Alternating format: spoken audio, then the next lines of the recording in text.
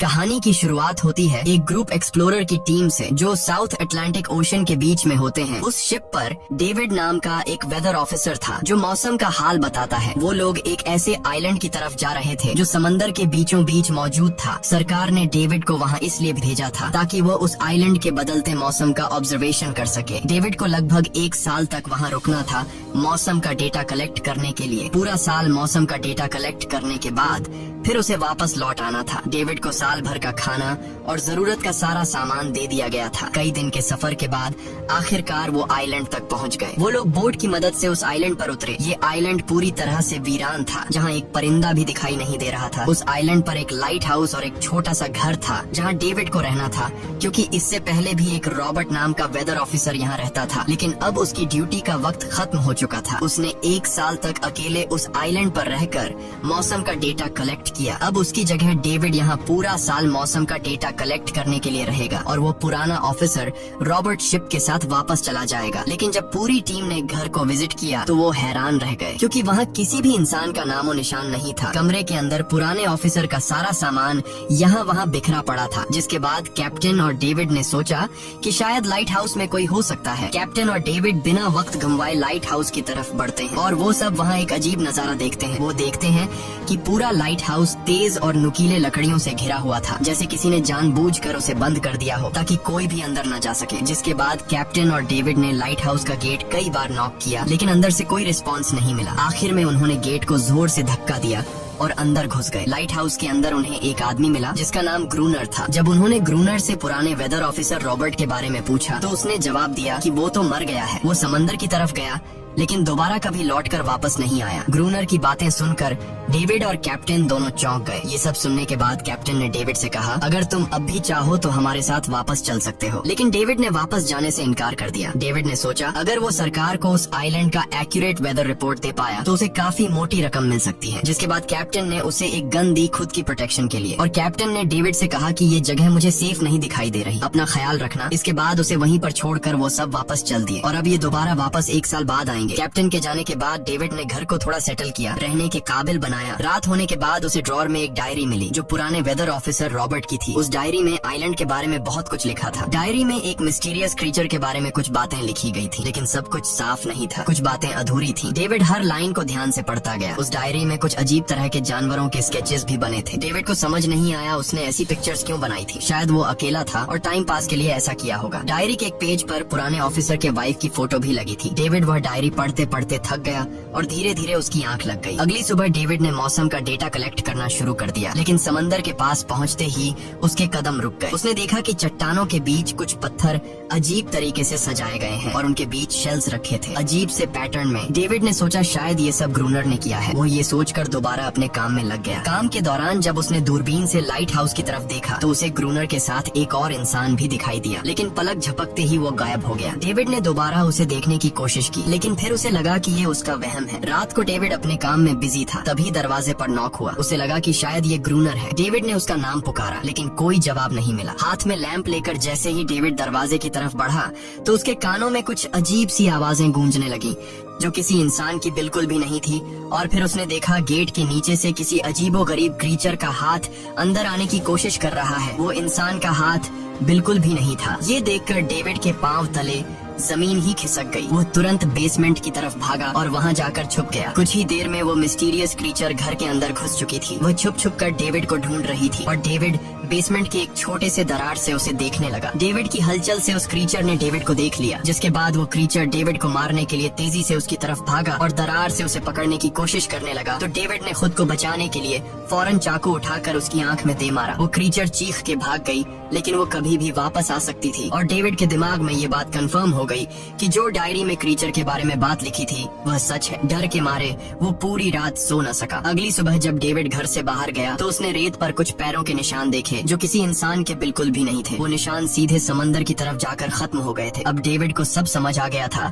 कि क्यों ग्रूनर ने लाइट हाउस के चारों ओर नुकीली लकड़ियां लगाई हैं। अब डेविड जान गया कि अगर मैं इस घर में रहूंगा तो वो क्रीचर मुझे कभी भी मार सकते हैं। डर के मारे डेविड लाइट हाउस की तरफ दौड़ता है और ग्रूनर को चिल्लाकर कहता है, गेट गेट खोलो, मुझे अंदर आना है। लेकिन ग्रूनर उसे अंदर नहीं आने देता और कहता है तुझे शिप के साथ लौट जाना चाहिए था। डेविड निराश होकर वापस लौटता है क्योंकि क्रोनर उसे लाइट हाउस के करीब भी नहीं देखना चाहता था। वो उसके ऊपर पानी गिराकर उसे दूर जाने को कहता है। अब उसे खुद ही कुछ करना होगा। उसने घर की हर एक विंडो को लकड़ी से बंद कर दिया, चारों तरफ नुकीली लकड़ियों से घेरा बनाया और गेट के बाहर पुराने कागज और किताबें रखी। फिर उन पर तेल छिड़क दिया ताकि अगर वो क्रीचर वापस आए तो उसे आग से डराकर भगाया जा सके। लेकिन एक बात थी जो डेविड अब तक नहीं जानता था और ये बात उसे आज रात पता चलने वाली थी। खुशकिस्मती से उसे घर के अंदर एक पुराना बॉक्स मिला। उस बॉक्स में एक गन थी और बहुत सारी बुलेट्स। ये देखकर उसे जिंदा रहने की थोड़ी सी उम्मीद मिली। जैसे जैसे सूरज ढलने लगा, डेविड के दिल में डर बढ़ने लगा। कुछ ही देर में चारों तरफ रात का अंधेरा छा गया। डेविड गन हाथ में लिए घर के एक कोने में चुपचाप बैठा था। उसकी दिल की धड़कनें तेज थीं। तभी एक अजीब आवाज सुनाई दी और जब डेविड ने खिड़की से छुपकर समंदर की तरफ देखा तो जैसे उसके पैरों के नीचे से जमीन ही खिसक गई। उसने देखा कि सिर्फ एक नहीं बल्कि पानी में से कई सारी वही अजीबोगरीब क्रीचर्स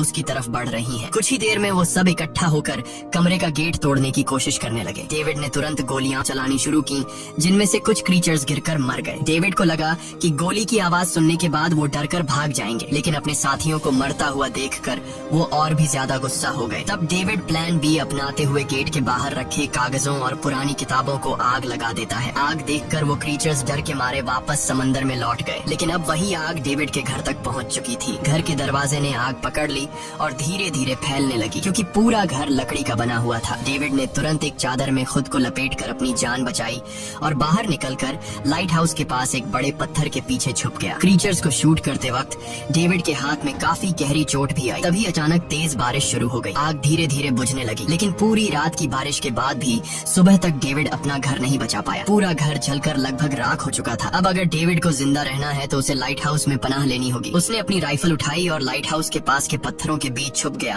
और इंतजार करने लगा कि कब ग्रूनर पानी भरने आएगा। जब ग्रूनर पानी भरने के लिए लाइट हाउस से बाहर निकला तो डेविड उसके पीछे पीछे चल दिया। लेकिन तभी अचानक एक अजीब सा क्रीचर जो ग्रूनर के पास ही था उसने डेविड पर हमला कर दिया। लेकिन किसी तरह करके डेविड ने उसे काबू कर लिया। वो क्रीचर ग्रूनर का रक्षक था। जब वह उसे शूट करने वाला था तो ग्रूनर ने तुरंत डेविड को रोका और कहा, रुक जाओ, ये मेरा पालतू है। डेविड ने गोली नहीं चलाई और मौके का फायदा उठाते हुए उसने ग्रूनर के साथ एक शर्त रखी, अगर इस क्रीचर को जिंदा रखना है तो मुझे लाइट हाउस में रहने दिया जाए, नहीं तो मैं इसे मार दूंगा। जिसके बाद ग्रूनर ने हाँ कर दी क्योंकि डेविड के पास ढेर सारा खाना और गन पाउडर था। शाम होने से पहले दोनों बचा हुआ खाना लेकर लाइट हाउस लौट आए और वो दोनों आराम से सो गए। अगली सुबह वो क्रीचर चुपचाप डेविड का हाथ चाट रहा था। जब डेविड नींद से जागा तो उसने देखा कि इस क्रीचर के चाटने की वजह से उसका हाथ पूरी तरह से ठीक हो चुका है। ये सब देखकर डेविड हैरान हुआ। डेविड अब क्रोनर से इस क्रीचर के बारे में और जानना चाहता था और फिर ये सब दुनिया के सामने लाना चाहता था क्योंकि ये किसी जादू से कम नहीं था। डेविड ने सोचा, अगर इस क्रीचर का राज दुनिया के सामने हम लाते हैं तो डेविड और क्रोनर दोनों बहुत सारा पैसा और नाम कमा लेंगे। लेकिन क्रोनर को ये सब नहीं चाहिए था। वो इस आइलैंड से कहीं नहीं जाना चाहता था। क्रोनर का अब इस दुनिया में कोई नहीं बचा था। उसके लिए ये आइलैंड परफेक्ट था जहाँ वो अपने आप को एक किंग समझता था और अपनी मर्जी का मालिक। इसी वजह से उसने आइलैंड के कई हिस्सों में लिख दिया था, क्रोनर यहाँ का बादशाह है। लेकिन डेविड को ये समझ नहीं आ रहा था कि ये अजीब सी क्रीचर क्रोनर की फालतू कैसे बनी। तो क्रोनर ने बताया कि एक बार क्रोनर ने उसकी जान बचाई थी। वो गलती से उसके फिशिंग नेट में फंस गई थी। तब ये क्रीचर छोटी थी और उस दिन के बाद से वो क्रोनर के साथ ही रह गई। उसकी हर बात माननी शुरू कर दी। लेकिन क्रोनर एक सख्त इंसान था। वो इस क्रीचर के साथ बहुत बुरा बर्ताव करता था। क्रोनर हर दिन इस क्रीचर के साथ फिजिकल रिलेशन रखता था। क्रोनर ने बताया कि एक बार इस क्रीचर ने मुझ पर हमला भी किया था और उसके बदले में क्रोनर ने उसे ऐसी सजा दी कि उस सजा के बाद वो क्रीचर अपने आप को क्रोनर की गुलाम समझने लगी। और आप सब भी समझ गए होंगे कि हर रात वो क्रीचर समुद्र से बाहर क्यों आते हैं। वो सभी इसलिए आते हैं ताकि अपने साथी को क्रोनर से छुड़वाकर वापस ले जाए। लेकिन क्रोनर ऐसा नहीं होने देता। वो क्रीचर्स दिन के उजाले में अटैक नहीं कर सकते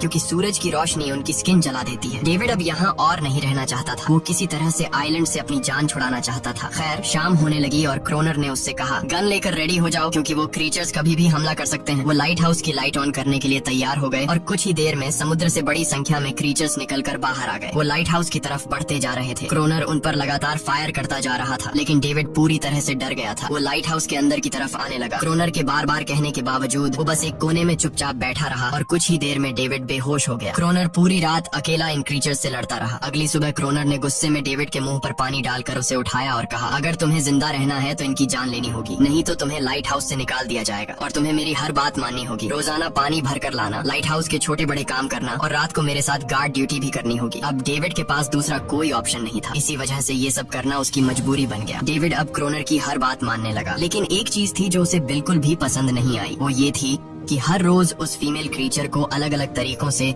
फिजिकली टॉर्चर करना। रात होती है, दोनों फिर से गार्ड ड्यूटी के लिए तैयार हो जाते हैं और एक बार फिर वो क्रीचर समुद्र से निकलकर बाहर आते हैं। लेकिन आज डेविड को डर नहीं लग रहा था। उसने क्रीचर पर फायरिंग शुरू की, मगर आज क्रोनर कुछ भी नहीं कर रहा था। वो डेविड को बाहर छोड़कर लाइट हाउस का गेट बंद कर देता है और खुद चुपचाप अंदर बैठ जाता है ताकि डेविड खुद सीख सके कि इन क्रीचर से कैसे लड़ा जाता है। इसी तरह डेविड को लड़ते लड़ते वो रात कट जाती है और सुबह हो जाती है। सुबह क्रोनर ने देखा कि डेविड लाइट हाउस के गेट के बाहर खून में लथपथ बैठा था। अब उसने सीख लिया था कि इन क्रीचर्स से कैसे लड़ना है। इसी तरह समय गुजरता गया, रातों को इन क्रीचर्स से लड़ते हुए और दिन भर क्रोनर के लाइट हाउस के काम संभालते हुए। ये आइलैंड अब उसके लिए एक बंद घर जैसा हो गया था। वो हर वक्त सोचता रहता था कि कब ये जगह छोड़कर आजादी की सांस लेगा। समय के साथ साथ डेविड का उस फीमेल क्रीचर के साथ एक अजीब सी दोस्ती बन गई थी। डेविड को उसके लिए अब बुरा लगने लगा था। अब उसे समझ आया कि अपने लोगों को छोड़कर अकेला रहना कितना मुश्किल होता है। शायद वो क्रीचर भी कुछ ऐसा ही महसूस करती थी। डेविड ने उस क्रीचर को एक नाम भी दिया, अनारियस। इसी तरह से दिन गुजरते गए और फिर एक दिन उन्होंने देखा कि इन क्रीचर्स के अटैक्स धीरे धीरे कम हो रहे हैं। डेविड सोचता है शायद सर्दियों में वो कहीं और चले जाते हैं, या फिर शायद उन्हें समझ आ गया था कि इन दोनों से लड़कर कुछ हासिल नहीं होगा। लेकिन क्रोनर ने उससे कहा कि ऐसा बिल्कुल नहीं है, वो फिर से अटैक करेंगे। अब वो अपनी संख्या बढ़ा रहे हैं। कुछ और दिन ऐसे ही गुजर गए। एक रात डिनर के बाद क्रोनर और डेविड ने टाइम पास के लिए चेस खेलना शुरू किया, लेकिन यहीं पर क्रोनर से एक बड़ी गलती हो गई। वो दोनों खेल में इतने उलझ गए कि लाइट हाउस की लाइट्स ऑन करना ही भूल गए। अंधेरे का फायदा उठाकर क्रीचर्स ने उन पर अटैक कर दिया। डेविड ने देखा कि क्रीचर्स की संख्या इतनी ज्यादा थी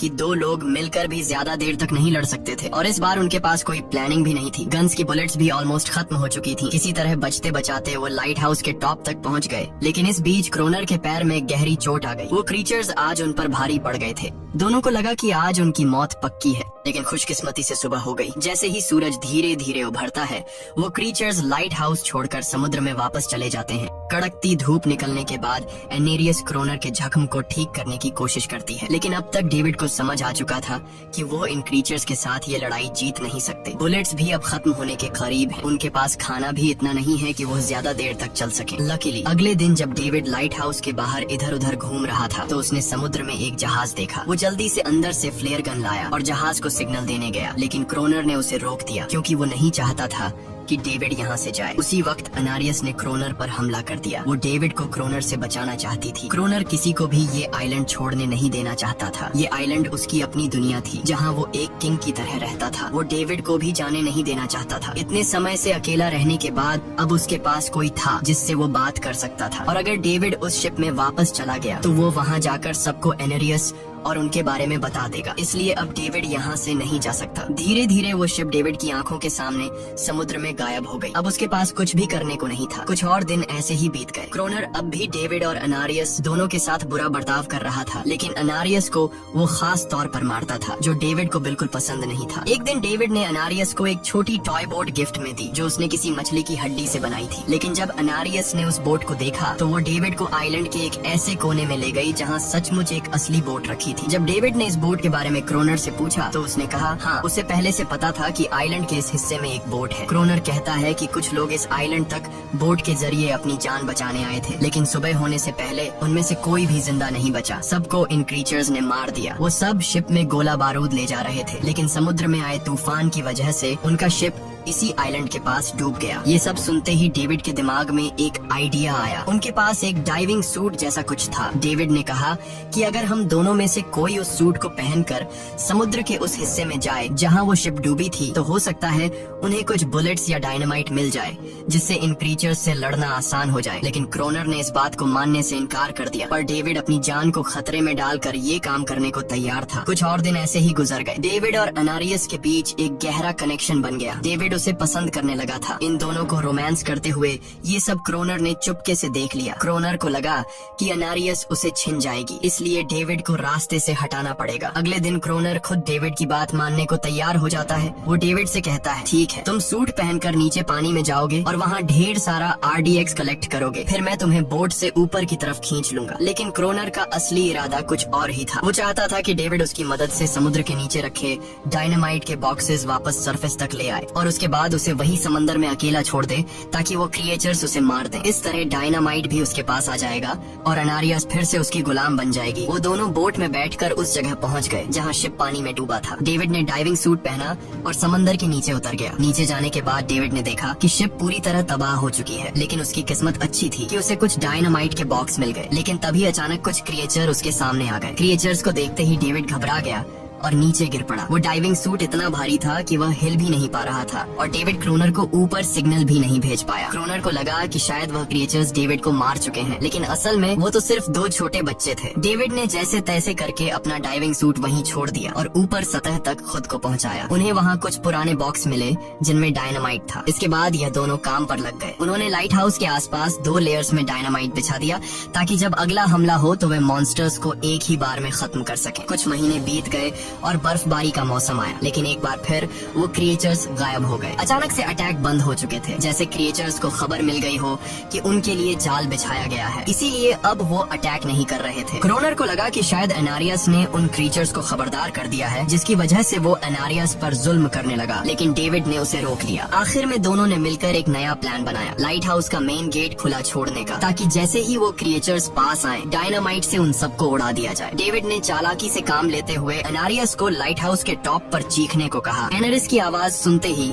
सभी क्रिएचर्स गुस्से से भड़क उठे। क्रिएचर्स ने जब देखा कि लाइट हाउस का मेन गेट खुला हुआ है तो उन्हें लगा कि यह अच्छा मौका है एनारियस को छुड़ाने का, लेकिन असल में यह उनके लिए एक चाल थी। कुछ ही देर में वह क्रिएचर समंदर से बाहर निकलने लगे। वे सीधे मेन गेट की तरफ बढ़े और अंदर घुसते ही डेविड पर हमला कर दिया। डेविड भी हिम्मत दिखाता है और क्रिएचर से जान छुड़ा लेता है। जैसे ही वे सभी क्रिएचर लाइट हाउस के पास पहुंच जाते हैं तो क्रोनर डायनामाइट का लीवर दबा देता है, लेकिन ब्लास्ट नहीं होता। असल में डेविड ने उसका कनेक्शन खोल दिया था और क्रोनर उसे दोबारा लगाना भूल गया था। डेविड तुरंत ऊपर भागता है और डायनामाइट का वायर जोड़ना शुरू करता है। तब तक वो क्रिएचर्स लाइट हाउस पर चढ़ने की कोशिश कर रहे होते हैं, जिन्हें सिर्फ अकेला क्रोनर रोकता है। जैसे ही कनेक्शन पूरा होता है डेविड पहला लेयर उड़ा देता है, जिससे कई क्रिएचर्स ब्लास्ट में खत्म हो जाते हैं, लेकिन अभी भी काफी मॉन्स्टर्स लाइट हाउस पर हमला करने के लिए तैयार होते हैं। इस वजह से क्रोनर दूसरा लेयर भी ब्लास्ट कर देता है। दोनों उस जोरदार धमाके में बेहोश हो जाते हैं। अगली सुबह जब दोनों होश में आए तो उन्होंने देखा कि एनारियस वहाँ नहीं थी। ब्लास्ट में चारों तरफ मरे हुए क्रिएचर्स पड़े थे। क्रोनर उन सबको मार रहा था जो जख्मी हालत में जिंदा बचे थे। तभी डेविड की नजर उनमें से एक के गले में लटके एक नेकलेस पर पड़ी। उस क्रिएचर को तड़पता हुआ देखकर डेविड को उस पर तरस आ जाता है और उसे अपनी गलती का एहसास हो जाता है। जिन क्रिएचर्स को वह अब तक खूंखार समझते आए थे वो भी इंसानों की तरह थे, सिर्फ बोल नहीं सकते थे। लेकिन क्रोनर के लिए यह सब बेकार बातें थी। उस दिन के बाद वह क्रिएचर्स फिर कभी अटैक नहीं कर पाए, लेकिन हर दिन समंदर के किनारे से रोने की आवाजें आती थी। डेविड को अब तक नहीं पता था कि उन्होंने कितना बड़ा नुकसान कर दिया था, कितनी फैमिली टूट गई, कितने बच्चों ने अपने लोग खो दिए, सिर्फ एक गलतफहमी की वजह से। अगले दिन डेविड ने समंदर में उन क्रिएचर्स के कुछ छोटे छोटे बच्चों को देखा, वो सब जिन्होंने अपने परिवार खो दिए थे। डेविड ने पत्थरों का एक गोल सर्कल बनाया और उसके बीच में वह छोटी टॉय बोट रख दी ताकि एनारिस उसे देखकर वापस लौट आए। डेविड ने कई घंटे इंतजार किया, लेकिन एनारिस कभी वापस नहीं आई। सुबह नींद से जागने के बाद डेविड ने देखा